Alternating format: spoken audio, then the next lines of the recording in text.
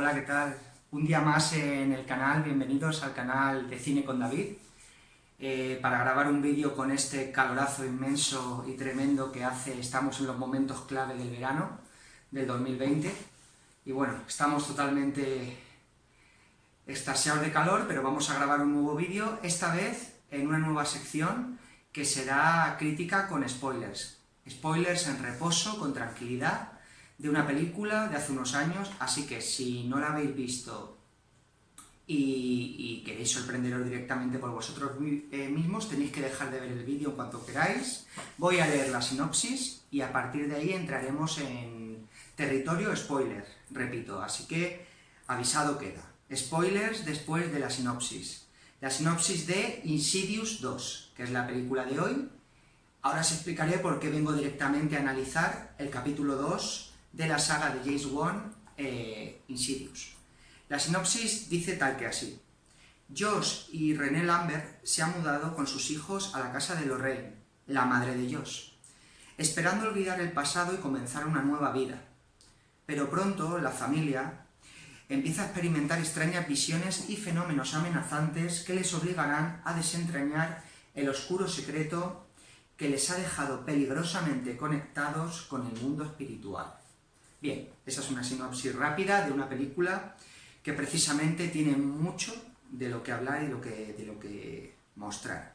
Insidious capítulo 2 entra en un raro grupo de películas en las que realmente estamos hablando de una primera y segunda parte que hablan en realidad de una sola obra. Es una sola obra, una sola película compuesta de dos partes.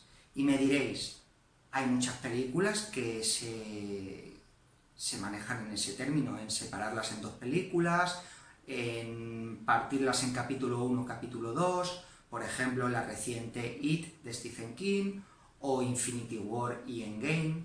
Está bastante de moda. De hecho, las próximas Misión Imposible serán rodadas a la vez, las 7 y 8, y también han confirmado hace una semana John Wick, que no será solo una cuarta entrega, sino que será una cuarta y quinta entrega. Anteriormente se hizo con Harry Potter, con Matrix. Todas ellas son películas, como decimos, que la primera y segunda entrega, o la segunda y tercera entrega en el caso de Matrix, Reloaded y Revolutions, son una sola obra en conjunto. ¿Por qué es especial? Pues porque aunque realmente Insidious 1 no puede ir separada de Insidious 2, no fueron rodadas a la vez. Todas las que hemos dicho anteriormente fueron rodadas sin pausa, un rodaje muy largo, de 6 meses o más, pero se hizo consecutivamente para que todo quedase conectado de una manera que, si las ves seguidamente, ves una sola película, una sola obra de arte. En este caso, Insidious está rodada en diferentes años, pero no puede ser una conexión más directa que esta obra, porque esta película creo que transcurren unas horas o unos minutos, podríamos decir, desde que han acabado los sucesos de Insidious 1. Así que realmente, si las ves seguidas, es la mejor forma de ver Insidious 2, coger la 1 y verlas seguidas. Hablando ya en territorio spoiler, la película original comenzaba con una especie de sueño-visión en el que veíamos un ser espectral de bastante mal rollo, y a partir de ese momento la película empezaba con todo su argumento y su desarrollo, ignorando a ese personaje de los 5 primeros minutos. Y solo en el tercio final de la película, en la secuencia final, volvíamos a ver a ese personaje que habíamos visto en el minuto 1 y que realizaba algo que dejaba totalmente el argumento para el comienzo de esta película. Hablamos del personaje de Parker. El personaje de Parker es un personaje que realmente es el verdadero antagonista de esta saga. Ahora también profundizaremos en el porqué. Y es un personaje que, como decimos en la primera película, aparecía, uno se quedaba pensando quién sería porque su aspecto se te quedaba grabado, pero en esa primera película todo se basaba en una especie de demonio de aspecto colorido, con los ojos amarillos y rasgos muy de demonio, rojos, que es muy famoso y todos hemos visto la secuencia en cualquier meme, en cualquier momento en internet, del enemigo, del monstruo, del demonio de la primera entrega, pero realmente era un personaje, podríamos decir, secundario dentro de lo que engloba el conjunto de Insidious 1 y 2. Desde el comienzo de Insidious 2 tenemos la mudanza, como he leído en la sinopsis, de los protagonistas a la casa de la madre del protagonista, pensando que van a hacer una vida ya apacible y ya normal, y desde los primeros minutos, porque el ritmo es bastante intenso, la película empieza a demostrarnos que el problema no se ha solucionado porque dentro del padre ha quedado algo que es el que mueve los hilos y es el que hace que sucedan todos los fenómenos paranormales o extraños que van sucediendo a lo largo de la película. Los spoilers no van a ser de una manera tan destructivos, hago un inciso, como para que la película ya es que no la tengáis ni que ver, pero sí que aviso, vuelvo a decir, que voy a hablar de ciertas secuencias que son fundamentales para la película. Queda avisado, podéis volver a cortar cuando queráis el vídeo. Al padre le sucede algo, le está pasando algo, y son primero los hijos y luego la madre, su mujer, los que se van a ir dando cuenta de que algo sucede. Tenemos apariciones de un ser espiritual, una especie de espectro, que es una especie de dama, una chica, una mujer, no sabemos bien la edad porque siempre la vemos desde el perfil, desde la distancia, y nos están avisando de que posiblemente esta vez el fantasma vaya encaminado a eso, hacia lo que estamos viendo en las primeras apariciones, que son un poco ya que se acercan al susto y que son el camino que va cogiendo la película y el que te está guiando hacia una dirección que realmente luego va a torcer, y no va a ser realmente este primer espectro el que sea el verdadero eje y el motor de la película. Llegan dos momentos claves en la película, que tenemos a los colaboradores de la señora mayor protagonista de la primera película, que era una especie de medium o vidente, que vuelven a casa de esta vidente que falleció y ven una cinta. En la cinta ven al padre de la familia cuando era menor y una sesión de espiritismo que hicieron para intentar que ese niño olvidase algo que le pasó en la infancia. La película Insidious 2 tiene un guión que, aunque no esté tan partido o roto como en el cine de Tarantino, por ejemplo en Pulp Fiction, sí que es verdad que está hecha a engranajes que en primer momento, en primera instancia, uno pueda no entender hacia dónde se dirige. Por ejemplo, los primeros 5 minutos de la película sí que nos cuentan esa secuencia que están viendo en vídeo los ayudantes de la medium, cuando el padre era un menor, luego se va hacia otro camino, tenemos flashbacks, tenemos retroceso, y aunque en un principio puede parecer que esté un poco enrevesada, además, luego todo va quedando específicamente claro y muy bien engranado hacia ese clímax final, que es una resolución completa. Por eso, como decimos, son dos películas en conjunto, Insidious 1 y 2.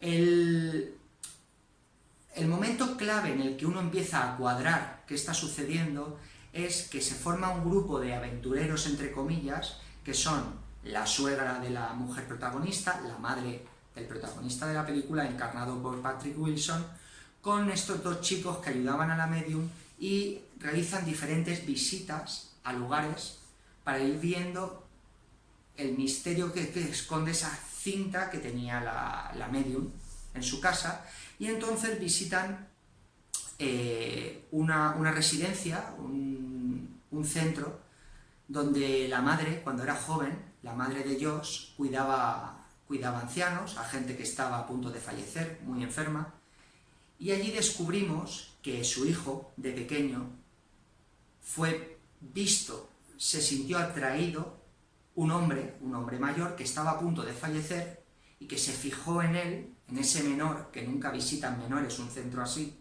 pero ese día, por el motivo que fuese, la madre tuvo que llevárselo al trabajo, y este anciano, antes de fallecer, se fijó en Josh y se quedó como que realmente grabado en su impronta ese niño, y justo esa misma noche falleció.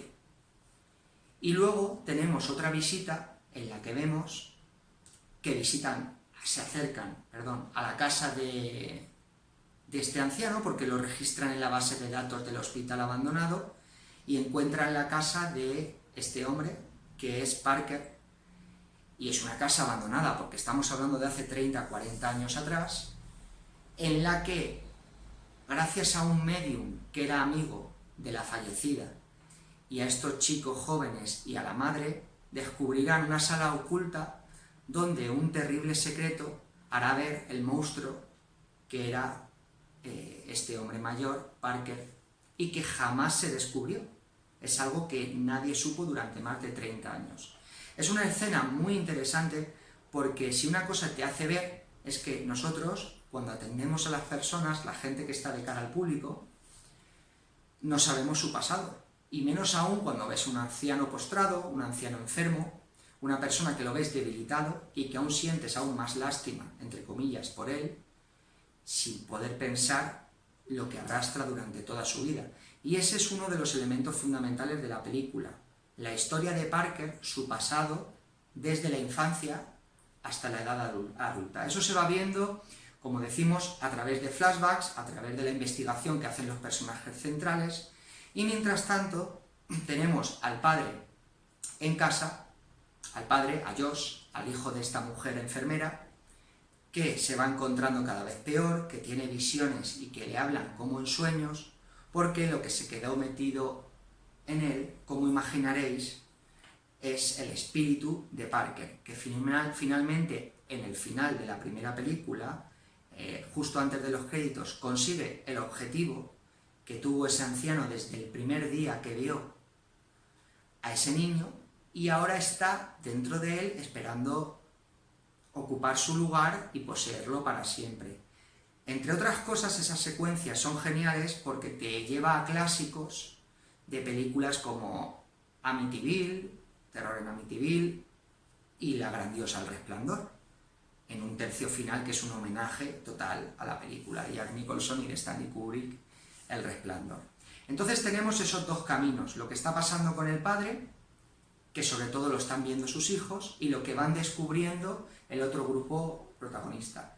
Esto llegará a un clímax final en el que tendrán que enfrentarse a Parker, tanto en la vida real, en la vida en la que estamos, que tenemos a Patrick Wilson totalmente, al personaje protagonista, Josh, totalmente poseído, y también tendrán que meterse en ese mundo paralelo de lo espectral, de lo espiritual, en ese mundo que el padre podía visitar y el hijo también, porque tienen ese don de que cuando duermen se van al plano espiritual, un plano que es peligroso porque te permite ayudar, pero también te permite que los espíritus puedan penetrar en ti, como pasó en el caso de su padre, de Josh, al acabar la primera película, y tendremos un doble enfrentamiento en el que hay que solucionar las cosas, tanto en el plano real, podemos llamarlo real entre comillas, donde está la madre enfrentándose a su propio marido, y en el plano espiritual, donde realmente se puede conseguir la solución,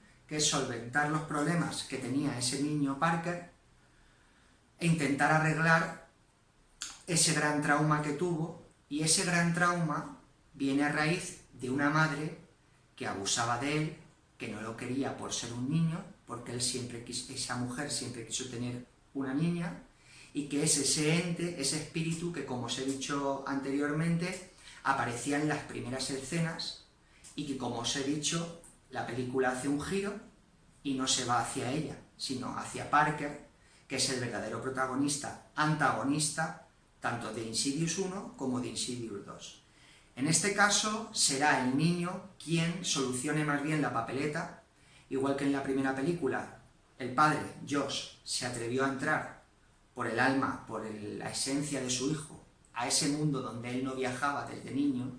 Esta vez será el menor, su hijo, quien se encargue de viajar para intentar solucionar el gran problema que está viendo, porque ve que su padre está a punto de asesinar a toda la familia. Esas son las claves de una película que, para mí, al contrario que muchas otras veces, es superior a la primera entrega porque la hace más grande y nos explica realmente hasta ciertos puntos que quedaron no solventados en la primera entrega de Insidious. Tenemos, por ejemplo, en esos viajes por el mundo espectral, lo que sucedió en una secuencia que no quedaba para nada ni explicada, ni le encontrabas ninguna importancia, que era el primer ataque en Insidious 1, cuando sonaba la alarma, tocaban al timbre, la primera aparición de Insidious 1, la tenemos explicada en esta película y ese es un pequeño ejemplo de otros nudos que quedaban sueltos y que esta película, además de terminar argumentalmente todo el proceso iniciado en los primeros minutos de Insidious 1, también se encarga de atar todos los cabos que quedaban sueltos en la primera película. Por eso digo que para mí Insidious 2 es superior a la primera entrega, pero en el fondo es una única película que hay que ver en una sesión de cerca de 3 horas, porque son 2 películas cortas, de 1 hora y media, no llega aproximadamente. Varias cosas más a resaltar. Una, la importancia de James Wan. James Wan es el director de la película. James Wan empezó con Saw, con la primera, con la original. Y a partir de ahí creó un universo, tanto en dirección como en producción, en el que cuando está dirigiendo las películas aún tienen más calidad, pero también hay buenas propuestas dentro de la producción, y están sobre todo las películas de The Conjuring y las de Insidious. A mí personalmente, aunque la crítica siempre valora más las de The Conjuring, me parecen las de Insidious 1 y 2 superiores. ¿Por qué?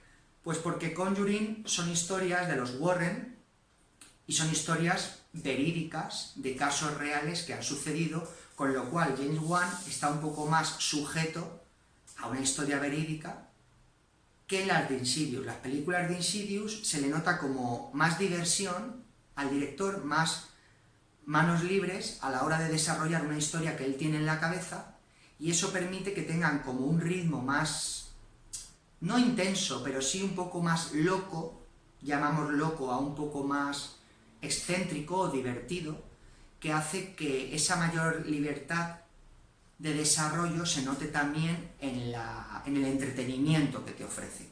Pero está claro que las películas de The Conjuring, tanto la primera como el caso de Enfield, son 2 películas magistrales del mismo director. Él luego ha seguido como productor y ha ido ampliando el universo con las películas de Annabelle, de La Monja, La Llorona, La Maldición de la Llorona. Es decir, él ha creado su propio universo de cine de terror, y aunque a veces se vaya a tocar otros géneros, como por ejemplo Aquaman, que la dirigió para la DC, él siempre intenta volver a su terreno y tiene pendiente de estreno El Maligno, que va a ser una nueva película libre dentro de su dirección, de nuevo dentro de su género, y no sabemos si la englobará dentro del propio universo o será algo externo. 3 puntos totalmente a destacar por el que yo vería esta película. Lo primero, homenaje a los clásicos. Como yo he dicho, es una película que hace homenaje a La Semilla del Diablo, sobre todo al Resplandor, a películas de posesión, a películas de todo tipo y de todas las épocas. Desde hablando de los años 60-70 y acercándose hacia el Sexto Sentido, a finales de los 90, tiene de todo un poco. Pero luego tiene su propia personalidad. No penséis que es un corta y pega, no. Esa película tiene una enjundia total y tiene una personalidad propia. Siempre su cine tiene mucha personalidad. Lo segundo, el ritmo. El ritmo de la película es otro elemento por el que verla. James Wan tiene una costumbre que es que tarda mucho en llegar el primer gran susto de la película. Tarda bastante tiempo. Y está hecho adrede. ¿Por qué hace esto? Él tarda porque te va creando una tensión, que hasta que no llega el momento que estalla, está uno que casi no puede mirar. A veces sufre uno más, mientras no hay jump scares, sustos, que cuando los hay. Porque es como que el cuerpo se te adapta un poco y ya está preparado para una montaña rusa que no va a parar. Ese es el ritmo del cine de James Wan. Tardamos un rato en el primer susto. El primer susto va a ser fuerte. Y una vez pase ese susto, es una montaña rusa que no tiene final, hasta el último minuto. Y por último, yo destacaría la forma.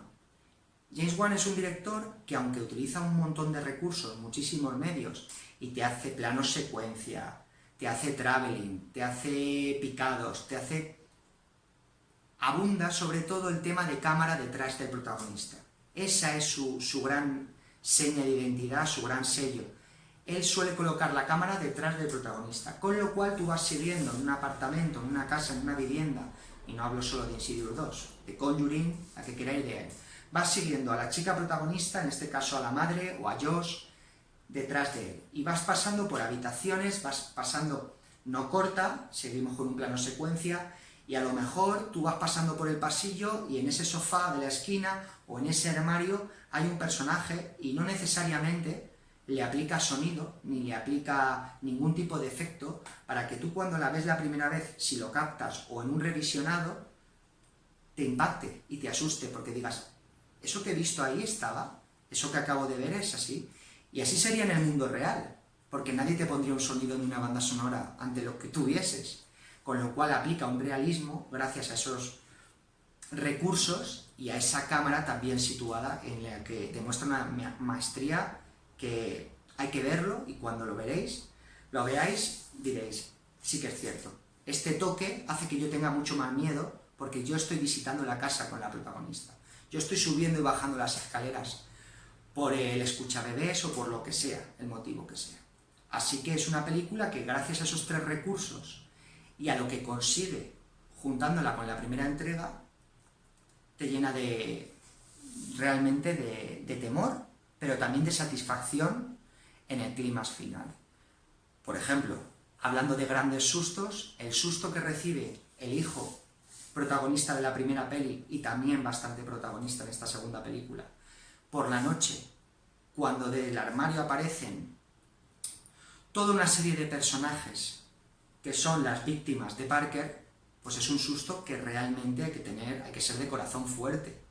Y ese llega en los momentos que está la película empezando a soltarte todos los secretos y está empezando a llevarte al camino importante por el que vas a entender hacia dónde se dirige.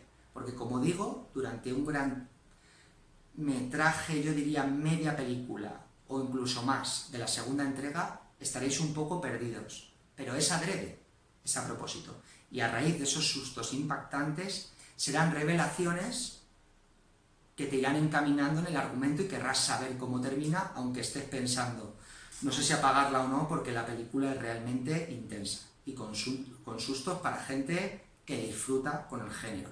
Si no disfrutáis con él, no lo recomendaría. Las películas de James Wan son películas intensas, muy intensas. Como siempre hacemos, esta película para mí tiene un 9. Un 9 no como película, sino como una cinta para revisitar, para si no la has visto, verla y poneros la 1 y la 2, ambas películas. Un último apunte. Me podríais decir, ¿pero hay más películas de Insidious? Sí. La tercera entrega es una precuela. Es una historia de origen y no va sobre la familia Lambert. Entonces, es una película que está bien, pero no es totalmente necesaria. Sí que es cierto que en esa película ya veíamos a Parker y que era un gran temor de la medium protagonista. Un temor que le hacía no practicar su don y su habilidad. Con lo cual, como antes os decía, Parker es el gran antagonista de toda la saga en general. Y además está muy bien que sea esta medium la que en el mundo paralelo resuelva el problema que había entre su madre y Parker. Así tiene una especie de venganza o consigue la redención que desde la primera película tenía pendiente esta chica que se encargaba de solucionar problemas de tipo espiritual, la medium. Así que nada, esta es una película muy muy recomendable, yo le coloco un 9, la hayáis visto o no.